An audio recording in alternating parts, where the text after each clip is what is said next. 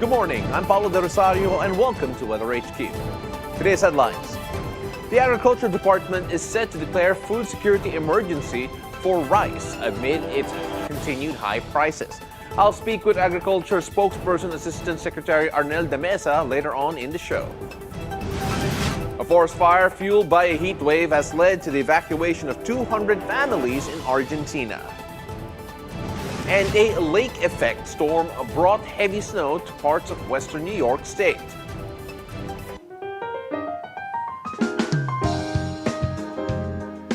Let's take a look at the local weather first. 3 weather systems are still affecting our country today. The northeast monsoon that affects the northern and central Luzon will bring cloudy skies to the Cordillera Administrative Region and the Cagayan Valley as well as Aurora. Now, the shear line affecting the eastern parts of southern Luzon will continue to bring cloudy skies with scattered rains and isolated thunderstorms over the Bicol region, Quezon, Marinduque, and Oriental Mindoro. And the easterlies will continue to impact the Visayas region, and it will also impact Mindanao as well, leading to cloudy skies with scattered rains and thunderstorms over eastern Visayas, Dinagat Islands, and Surigao del Norte. For the rest of the country, you can expect partly cloudy to cloudy skies with isolated rain showers or thunderstorms. Let's see if the sea conditions are affected by all of this. Regarding the sea conditions, a gale warning is in effect for the northern, western, and eastern coast of northern Luzon. Mariners are urged not to venture out to sea due to the rough to very rough sea conditions brought about by the northeast monsoon. Now, for other parts of the country, while it is still safe for mariners to go to sea, caution is advised. Moderate to rough seas are expected and weather conditions may change intermittently. So it's important to remain vigilant and take the necessary precaution. Now, if you're seeking a break from the heat this weekend, Pag-asa reported that the following areas recorded the lowest temperatures in the country yesterday, making them ideal for a cool escape. Baguio City, as per usual, has registered the lowest temperature in the country, dropping to 15.6 degrees Celsius. In Itbayat, Batanes, it recorded the second lowest temperature with a reading of 18 degrees Celsius. In Calayan, Cagayan, experienced a temperature of 19.5 degrees Celsius, making it one of the cooler areas in the country lately. Malaybalay, Bukidnon recorded a temperature of 19.6 degrees Celsius, contributing to the list of areas with notably cool temperatures in the country. Lastly, Tanay Rizal records a temperature of 19.7 degrees Celsius, rounding out the areas with the lowest temperatures in the country. Now, speaking of temperatures, let's take a look at the temperatures in and around the region and around the country, starting off first with the temperatures happening in the northern Luzon area. But we might actually start off with the south as we move further, rather start off in the most northern part of the country. So let's take a look at that here. Basco in general, as we mentioned, Batanes having some of the cooler weather as of last night, having an 18 to 21 degrees Celsius with cloudy weather there. Tuguegarao will also have similar cloudy weather. It will have temperatures of around 22 to 25 degrees Celsius. And as we look at the rest of the northern Luzon area, you can expect cloudy weather in Lawag and in Baguio. Now, as of Baguio, you're going to have 15 degrees Celsius as the low, as we shown a while ago, some of the coolest in the entire country. And Lawag, despite the cloudy weather, still a bit warm there, 29 degrees being the hottest that you can expect. Let's take a look at Vigan and Dagupan, where we can expect less clouds and just sunny weather. Dagupan will have the hottest temperatures in the entire area. That's going to be around 32 degrees Celsius over in Dagupan, while Vigan will have temperatures from 24 to 30 degrees Celsius. Now, let us move on to the central Luzon area where we can see the temperatures in this particular area. Let's go down to central Luzon where we get to see Gapan, Tarlac, Angeles expected to experience sunny weather throughout the day with temperatures potentially soaring to around 30 to 32 degrees Celsius. It will also be a warm day, so it's advisable to stay hydrated and take precautions against the heat. Locations such as Iba, Subic Bay, and Mariveles will have partly cloudy skies with temperatures ranging from around 23 to 31 degrees Celsius. So the temperatures over down here a bit in that region. Now, weather will be relatively mild with a mix of sun and clouds in those areas. In Casiguran, cloudy skies will prevail here with occasional breaks of sunshine. Despite the cloud cover, there's a low chance of rain.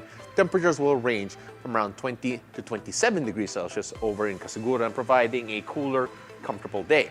Now let's take a look at Metro Manila in particular, where residents can expect cloudy skies with brief sunny intervals, rain not expected to be significant, though there is a slight chance of rain showers. Temperatures in the metro will range from around 23 to 30 degrees Celsius, offering a mild day that could still feel warm, especially in the afternoon.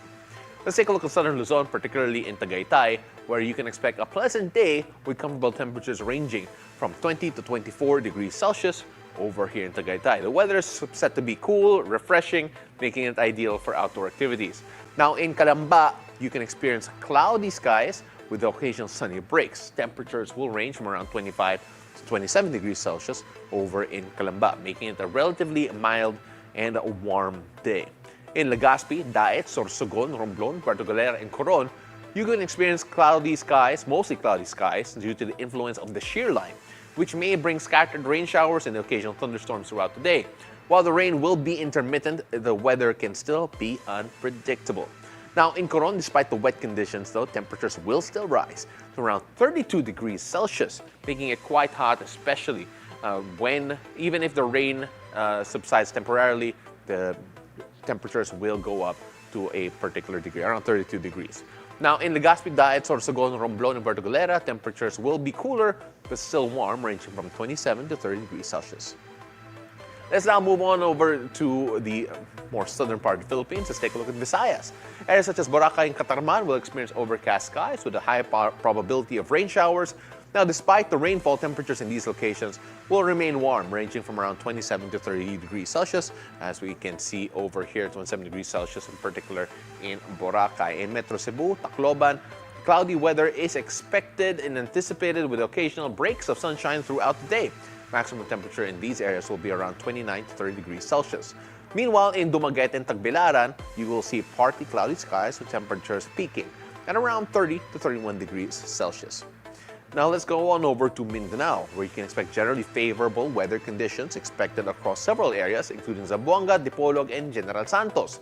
Now, temperatures in Zamboanga and Dipolog will range from around 24 to 34 degrees Celsius, very similar weather conditions there, very hot temperatures.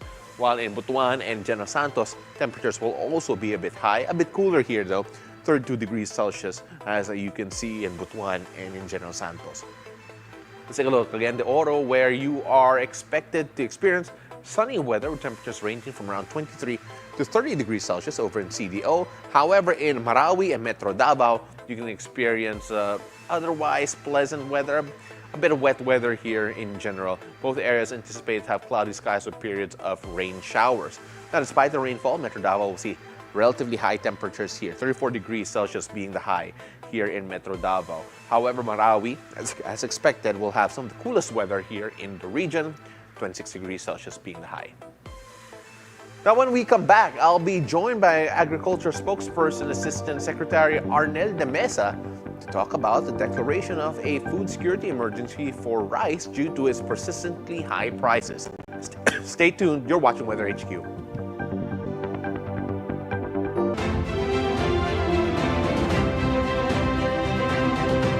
What's driving growth? Let's talk to the expert. The government still remains confident that they can still meet their 6 to 7% growth. Break down the numbers and uncover the stories that matter. Now, the country's unemployment rate drops to 3.9% in October. From local developments to global trends and everything in between, Google launches a powerful new chip that can make computers work much faster. Connect the dots to give you the insights you need to navigate, adapt, and lead. I'm Mike Yoreta. Join me on Business 360.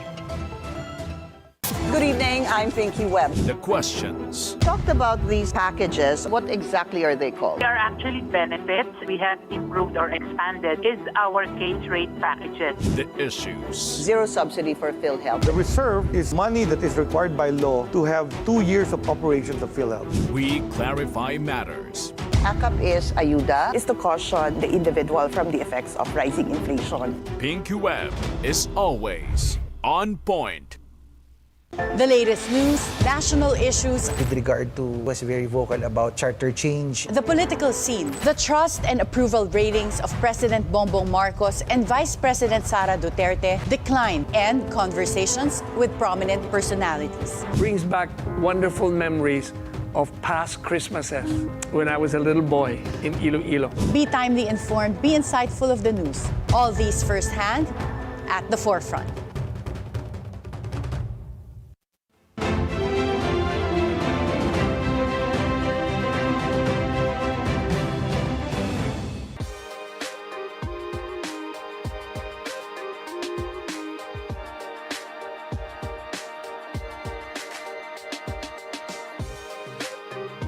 Oh, welcome back. You're still watching Weather HQ. Rice is life for most Filipinos as it accounts for 10% of the household budget. The government is finding ways to make the staple more affordable.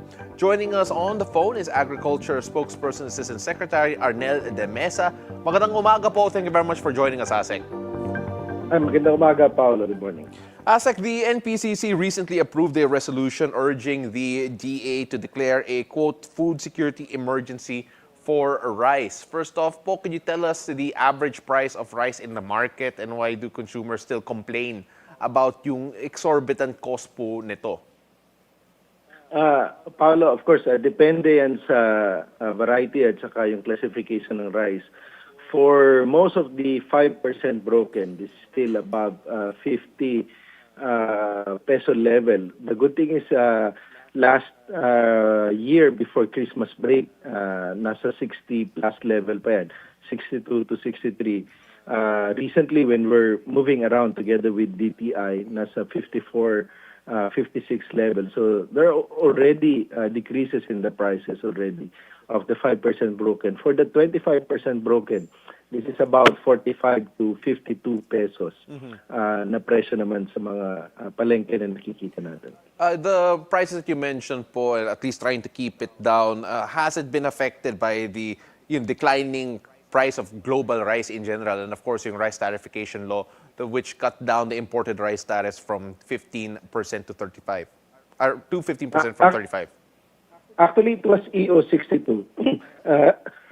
Sorry, that reduced the tariff rate from 35 to 15%, which was issued by the President June last year. And then, in-expect natin, hopefully after that issuance of EO 62 and the declining prices of rice in the international market, plus the significant volume that's coming in our country, we're expecting sana talaga, as predicted by NEDA and DF, that there will be significant reduction in prices. Bumaba pero hindi ganun kabilis as reported by the Philippine Statistics Authority, which led to NPCC approving such a resolution. Well, you mentioned the resolution po. In fact, kasi Agri Chief Francis Chu Laurel Jr. Supports the resolution to declare a food security emergency for rice. If it does happen, when will it happen po? And of course, what can the expected outcome be should the food security emergency be declared? We are still awaiting for the copy of the resolution from the NPCC.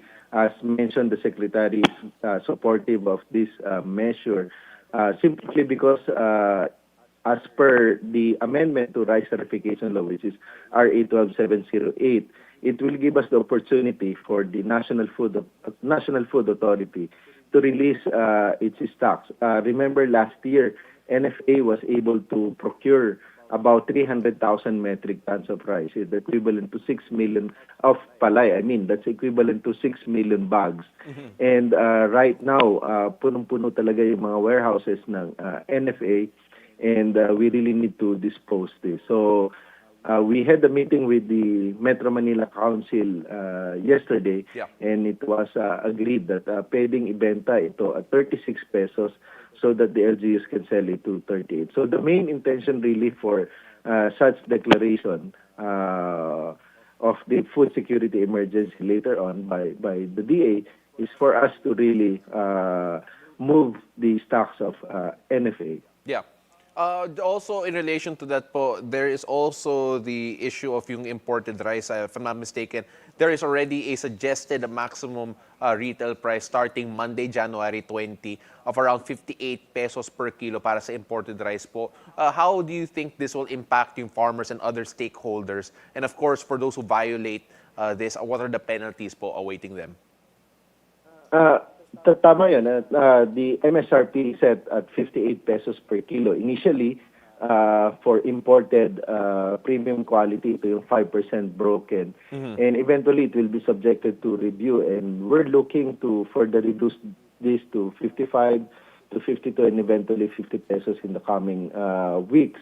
We are carefully balancing yung interest, of course, the consumers of our farmers, so that the farmers will not lose yung kanilang planting intention kung masyadong bababa yung presyo naman ng bigas sa merkado, especially for the local rice natin.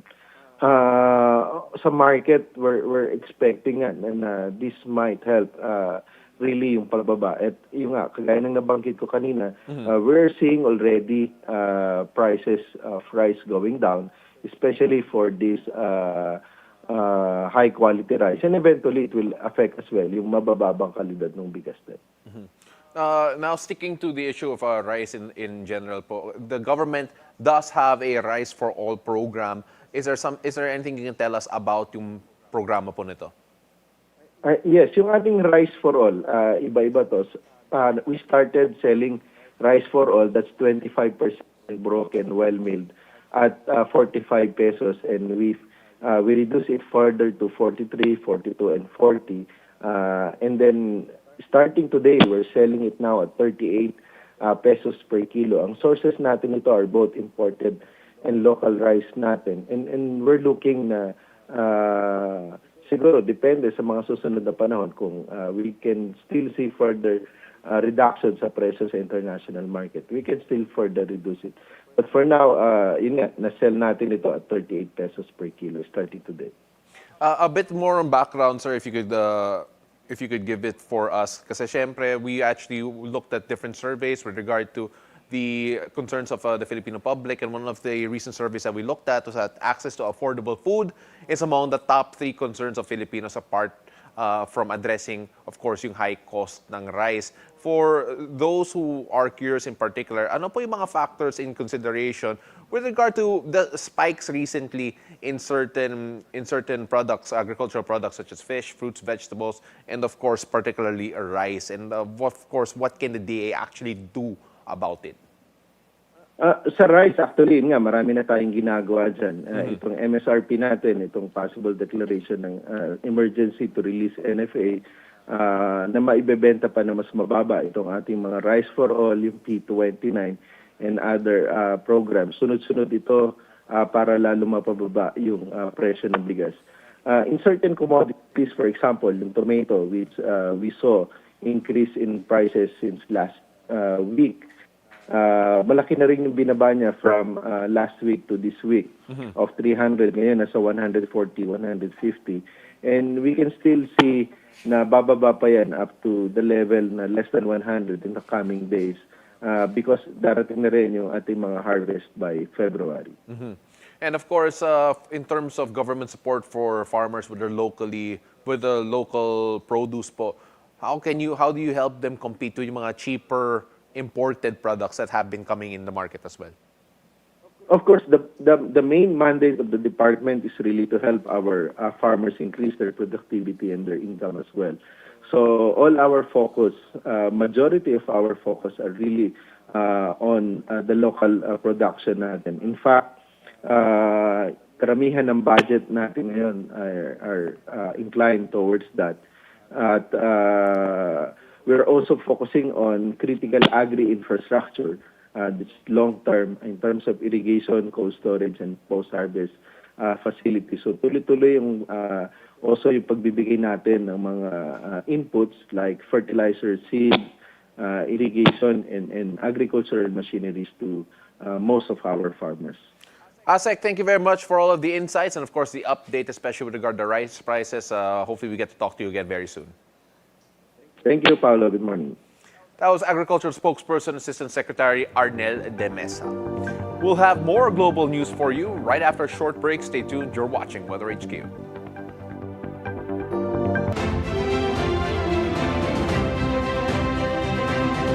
Every morning, It's getting better. let's start your day right with fun and laughter. Join Paolo del Rosario Let's get you up to speed with some news that you could use right now. and Asis Carillo. We are bringing happiness and cheer along with inspiration, good vibes, and great energy. And Monique Tuzon. Your mornings are mo fun with us. Only here on It's a beautiful day. Hello and welcome to Follow the Money. I'm Rain Musni. Join us as we explore the tools and insights you need to jumpstart your financial journey. We empower. Filipino startups can actually compete globally. We motivate. Growing retail interest today from a cryptocurrency perspective. Changes that are vital. We have high data privacy standards for all our clients. Follow the money with Rain Musni. Keep it here on BNC, the Bilyonaryo News Channel, always on top. Good morning, I'm Mikey Orata. Ferdy Salvador, Welcome to Industry Beacon, where we shine a light on the trailblazers. the disruptors and the industry leaders shaping our future.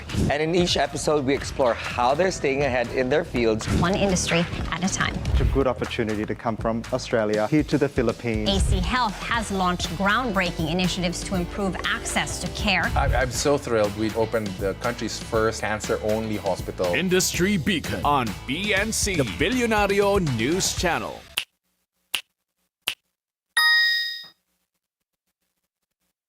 In fact, baliktad.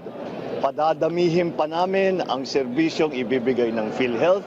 Palalakihin pa namin ang pagbayad sa insurance claims.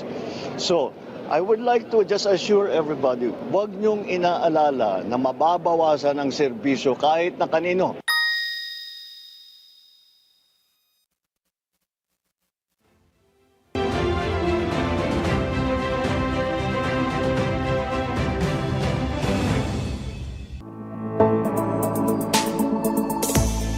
Welcome back to this Weather HQ. Let's take a look at the global weather.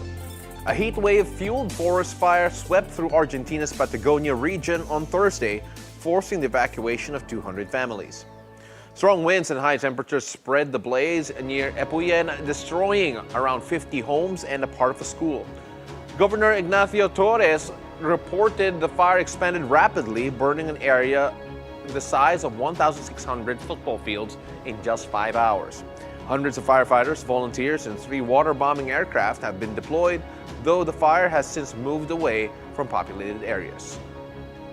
Argentina's National Weather Service declared that 17 of the country's 23 provinces are experiencing extreme temperatures, with the lack of rain increasing fire risks this year. Authorities warn the extreme conditions could persist for days and may lead to an official heat wave declaration. Residents and tourists sought shade and water to cope with intense heat, while forecasts predicted continued high temperatures and limited rainfall, especially in central and northern regions. A lake effect storm brought heavy snowfall to parts of western New York State, particularly affecting regions near Lake Erie and Lake Ontario. The powerful squalls dumped up to 2 feet of snow in some areas, with local reports indicating significant accumulation in affected regions. The storm's impact was widespread, causing hazardous travel conditions and disrupting daily activities.